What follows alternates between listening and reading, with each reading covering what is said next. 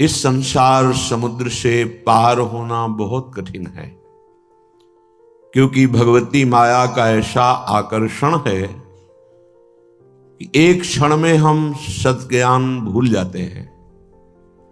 असत अज्ञान का ऐसा साम्राज्य सा छाया हुआ है, सत संकल्प करते हैं कि आज के बाद हम ऐसा नहीं करेंगे, पर विवश होकर के फिर माया हमसे वैसा ही करा देती है जो नहीं करना चाहिए।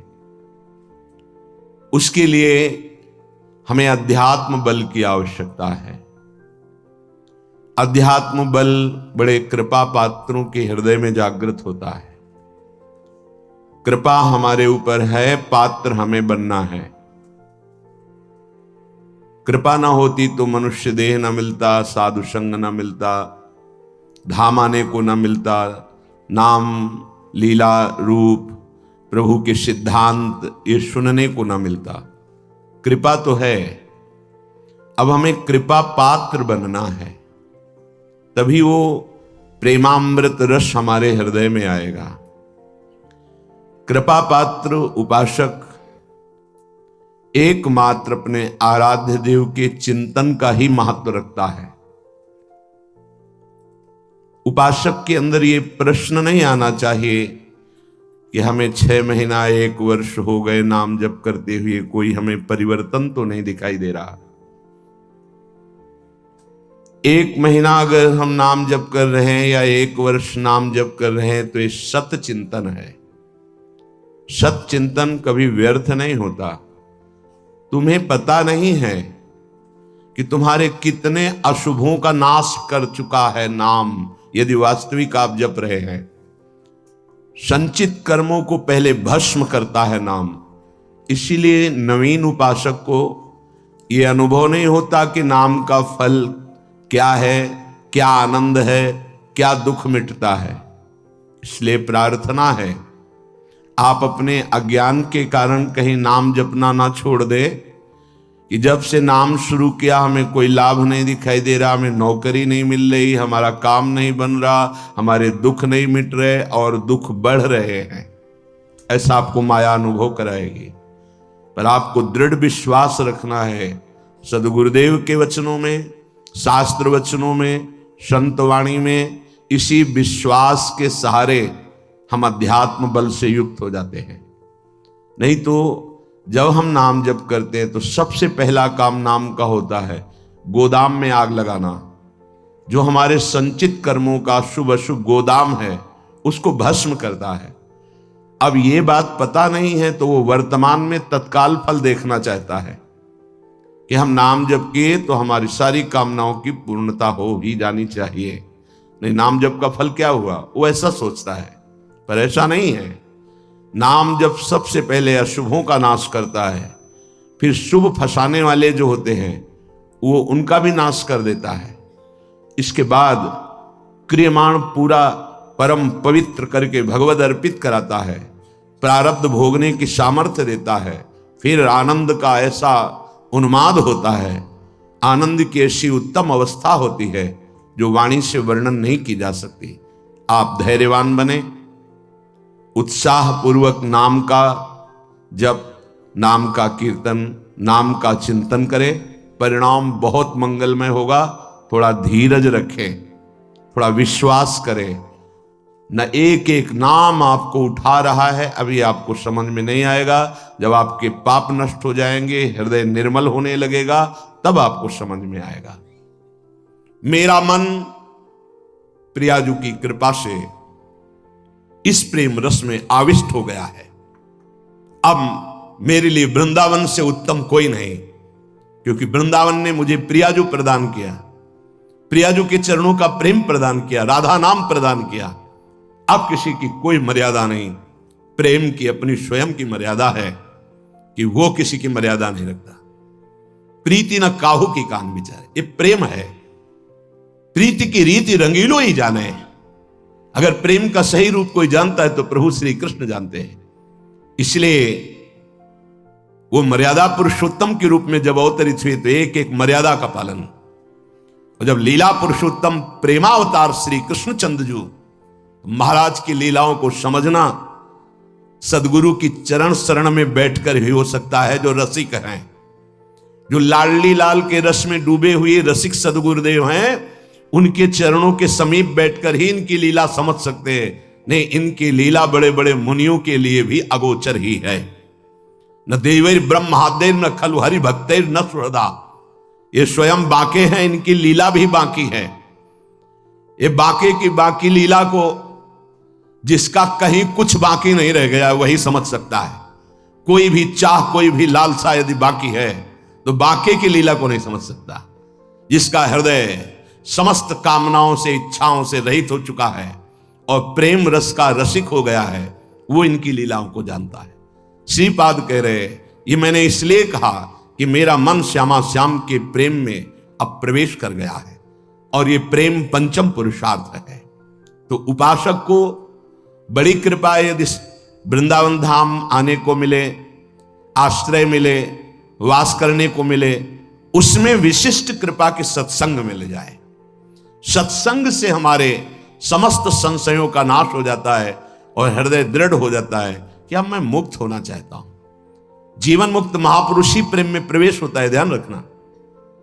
प्रेम रस तभी प्राप्त होता है, पहले प्रेम जीवन मुक्त करता है, तत्वबोध कराता है। सर्वान वस्तु तया निरीक्ष परम स्वाराध्य बुद्धिर्मम, जो उपनिषद कहते हैं सर्वम खलमिदम ब्रह्मणे नानास्ति किंचन, इसका पहले बोध होता है, फिर प्रेम रस प्राप्त होता है। जीवन मुक्त करके विदेह स्थिति से फिर वो प्रेम प्रदान करते हैं।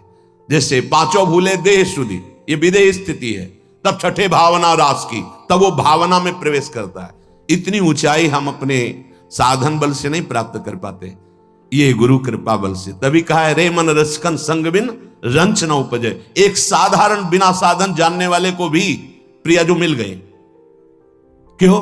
क्योंकि सीधे रसिक कृपा और आसक्ति मेरी लाडली, मेरी प्रियाजू।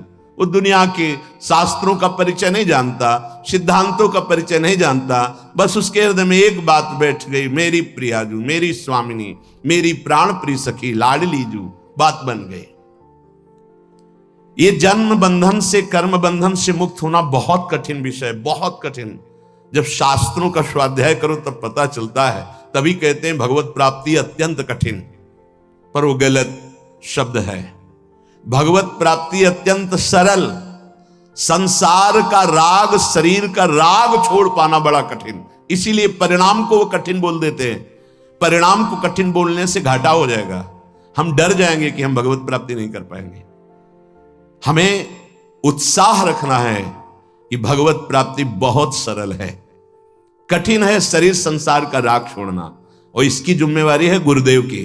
बस आप उनके कथनानुसार चले तो शरीर और संसार के राग का नाश हो जाएगा।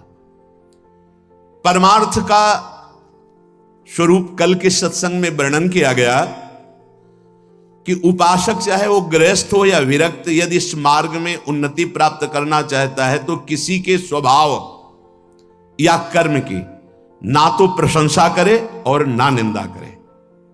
क्यों? जब वो गलत कर रहा है तुम निंदा क्यों ना करें? तुम क्रिया को देख रहे हो लेकिन पावर को नहीं देख रहे। पावर गोविंद है उसमें, सामर्थ्य गोविंद है उसमें। उपासक उपास्य देव को देखता है, क्रियाओं को नहीं देखता। बोले नहीं, बहुत गंदा आदमी, उससे हम भगवान कैसे मान सकते हैं?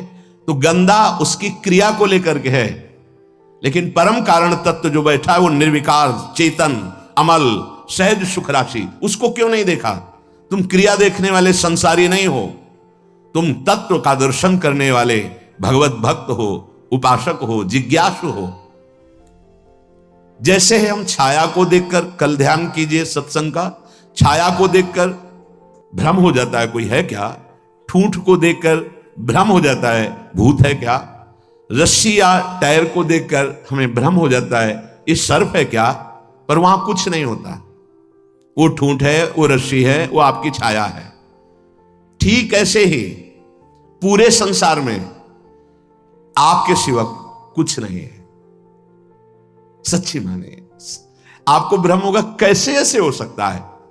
जैसे स्वप्न में आपके मन के सिवा कुछ नहीं था, तो उसमें दुश्मन भी थे, मित्र भी थे, भोग भी था, ना जाने क्या क्या था, पर जब जगे तभी वो झूठा समझ में आया ना। स्वप्न में तो आपको सब सत्य लग रहा था, ऐसे ही अज्ञान से युक्त होने के कारण आपको ये नानात्व सत्य लग रहा है। स्त्री पुरुष, अच्छा बुरा, नीच उत्तम अधम, ये आपको लग रहा है। श्री भगवान कह रहे हैं, बहुत गूढ़ प्रसंग है। अगर आज का प्रसंग समझ लेंगे तो प्रियाजू के चरणों में लिपट जाएंगे कि मेरे बस की बात नहीं। ध्यान से सुनिएगा। आत्मैव तदिदं विश्वम सृज्यते सृजति प्रभु। बहुत सुंदर विषय। भगवान ने अपने आप से अपने आप का सृजन किया है, दूसरा कुछ नहीं। आत्मैव तदिदं विश्वम सृज्यते सृजति प्रभु त्रायते त्राति विश्वात्मा ह्रियते हरितीश्वरः। उसने अपने आप से अपने आप को बनाया। त्रायते त्राति विश्वात्मा ह्रियते हरितीश्वरः, और अपने आप से अपने आप की रक्षा की, पालन किया। और फिर ह्रियते हरितीश्वरः, फिर अपने आप से अपना संहार किया। यह है सत्य विषय। उद्धव तस्मान्नहात् बनोन्यस्मा दन्यो भावो निरूपितः निरूपितेयं त्रिविधा निर्मूला भातिरात्मनि इदं गुणमयं विद्धि त्रिविधम मायया कृतम। इसलिए उद्धव तुम सच्ची बातें समझो। मैं अपने आप से अपने आप को रचा, अपने आप से अपने आप का पालन किया, और अपने आप से अपने आप का संहार कर लूंगा। किसको दोष दर्शन दें, किसकी निंदा करें, किसकी प्रशंसा करें? कोई दूसरा हो तब ना। अब कह रहे हैं, हां, जिनको ज्ञान दृष्टि नहीं प्राप्त हुई है, व्यवहार दृष्टि प्राप्त हुई है, वो ये बात ना समझकर भिन्न देखते हैं। ये अच्छा, ये बुरा, ये स्त्री, ये पुरुष, ये जड़, ये चैतन्य, आदि आदि। उद्धव, ज्ञान दृष्टि के अतिरिक्त मेरे इस रहस्य को किसी और दृष्टि से नहीं जाना जा सकता। जो कुछ भी तुम्हें दिखाई दे रहा है, प्रतीत हो रहा है, तुम्हारे चिंतन में आ रहा है, ये केवल मैं ही मैं हूं। देखो, पीछे मन को लगाने की दो युक्तियां बताई गई थी। आपका मन जहां जहां जा रहा है वहां भगवान देखने की चेष्टा करे। वो वस्तु, वो व्यक्ति, वो पदार्थ, वो श्री भगवान ही हैं। क्योंकि जब पहले सृष्टि नहीं थी तो श्री भगवान थे। भगवान ने अपने आप में सृष्टि रची तो सब कुछ भगवान है, और जब समेट लेंगे तो केवल भगवान बचेंगे। तो जहां जहां मन जाए, जिस वस्तु व्यक्ति स्थान में, उस श्री भगवान को देखिए कि ये वस्तु, ये व्यक्ति, ये स्थान मेरे आराध्य देव बने हुए। दूसरी बात कही गई थी, जहां जहां मन जाए वहां से हटा के अपने लक्ष्य में लगाइए। बार बार मन को ऐसा करने से वो मन लक्ष्य में लग जाएगा, स्थिर हो जाएगा। अनिर्वचनीय मैं ही सब रूपों में स्वयं विराजमान हूं। इसलिए मेरी सृजन लीला देखकर, मेरी पालन स्थिति लीला देखकर और मेरी संहार लीला देखकर मेरा भक्त विचलित नहीं होता, क्योंकि मैं ही मैं स्वयं का सृजन, पालन और संहार कर रहा हूं। ये जो तीन प्रतीतियां हो रही, सृजन, पालन, संहार, अध्यात्म, अधिदैव, अधिभूत, ये बिल्कुल निर्मूल हैं। जैसे माया, जैसे स्वप्न में कुछ नहीं था, वैसे ही माया के द्वारा कुछ नहीं है। न सृजन है, न पालन है, न संहार है। मान सकते हो? मलिन अंतःकरण अज्ञान की स्थिति में कैसे मान पाओगे? ना होने पर यह प्रतीत हो रहा है। कैसे? ये तीन गुणों के प्रकाश से, सतोगुण, रजोगुण, तमोगुण के प्रभाव से दृष्टा, दर्शन, दृश्य, ये त्रिविधता पैदा हो गई। ऐसी त्रिविधता को मिटाने के लिए हमें मानव जन्म मिला है, साधना मिली, किसी और को पाने के लिए नहीं, अपने आप को जानने के लिए। एतद् विद्वान मदुदितम ज्ञान विज्ञान नैपुणम न निंदन्ति न च स्तौति लोके चरति सूर्यवत्। जो मेरे इस परमार्थ सिद्धांत को जान जाता है, वो ज्ञान विज्ञान में उत्तम स्थिति को प्राप्त हुआ महात्मा, ना कभी किसी की प्रशंसा करता है और ना किसी की निंदा करता है। वो सूर्य के समान पूरे त्रिभुवन में समभाव से विचरता है। प्रत्यक्षेणानुमानेन निगमेनात्म संविदा आद्यंतवद सच ज्ञात्वा निसंगो विचरे दिह। इसलिए मेरा भक्त प्रत्यक्ष से, अनुमान से, शास्त्र से, आत्मानुभूति से, महापुरुषों से वो ये जान चुका है कि ये माया का त्रिविध खेल चल रहा है, सतोगुणी, रजोगुणी, तमोगुणी, पालन, सृजन, संहार। इसलिए वो सबसे असंग हो जाता है। ये स्थूल सूक्ष्म कारण तीनों लोग असंग होकर के वो अपने आप में तृप्त रहता है। धन्य है ऐसा महापुरुष जो अपने आप से अपने आप में तृप्त रहता है, वो असंग भाव से विचरता है। उद्धव जी को एक प्रश्न यहां परेशान करने लगा मन में कि आत्मा अविनाशी चैतन्य घन, शरीर जड़ नाशवान, फिर ये जन्म किसका होता है, फिर मरण किसका होता है? प्रश्न कर बैठे।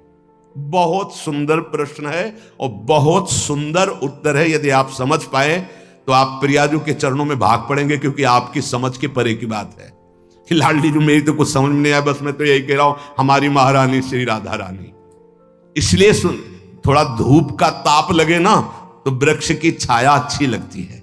देखो, संसार से मुक्त होने के लिए ये बहुत जोर का प्रश्न है।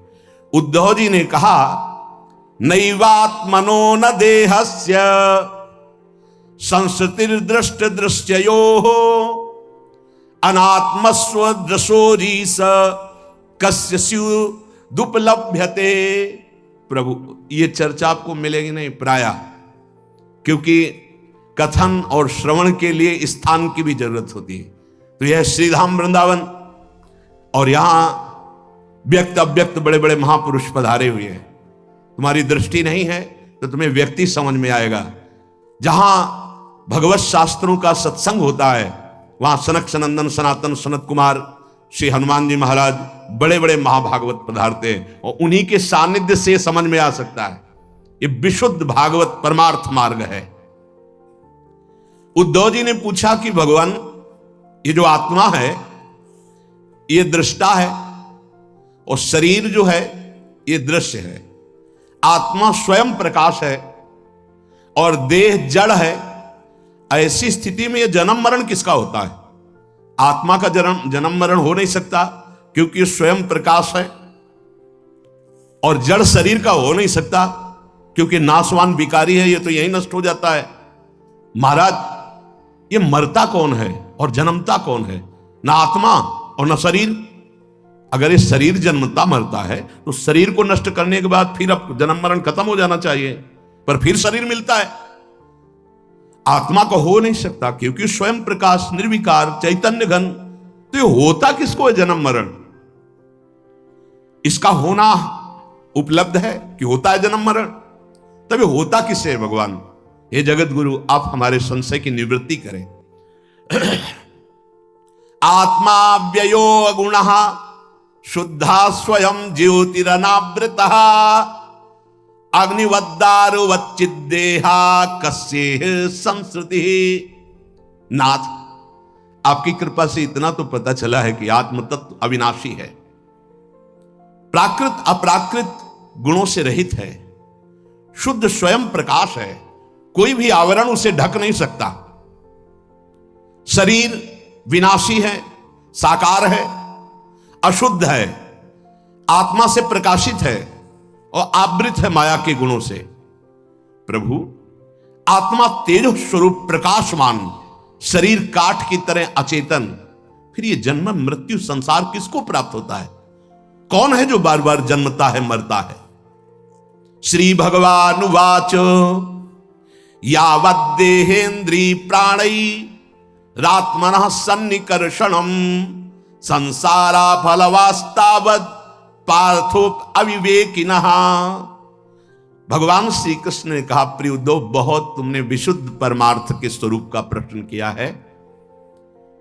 यद्यपि इस संसार का ज्ञान में कोई अस्तित्व नहीं है, अज्ञान के कारण यह भास रहा है, पर ध्यान देने योग्य बात, जब तक ये देह का अभिमानी है, मैं स्त्री मैं पुरुष, मैं ये देख रहा हूं, मैं खा रहा हूं, मैं बोल रहा हूं, इंद्रियों का अभिमानी है, प्राणों का अभिमानी है, तब तक आत्मस्वरूप जो निर्विकार सच्चिदानंदमय है, इस भ्रांति के कारण बार बार जन्म और मरण को प्राप्त होता रहता है।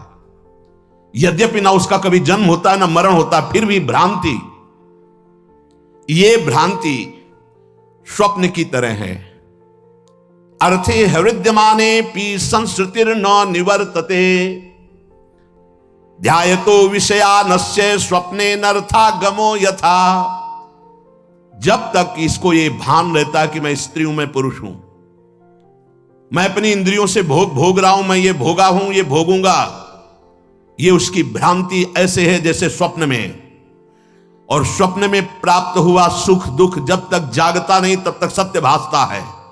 स्वप्न की विपत्तियां या स्वप्न का सुख कोई भी सत्य नहीं है, पर वो जब तक जगाया नहीं जाएगा तब तक उस विपत्ति या सुख को भोगता रहेगा। ऐसे ही बिल्कुल न जन्म है न मरण है, आत्म तत्व निर्विकार, शरीर भ्रमात्मक त्रिगुणात्मिका माया से रचा हुआ। पर जो साधक, जो मनुष्य अपने को स्त्री या पुरुष मानकर और विषय भोगों का चिंतन करता रहता है, वो अज्ञानी स्वप्नवत भोगों में फंसा हुआ जन्म मरण रूपी संसार से कभी निवृत्त नहीं हो सकता।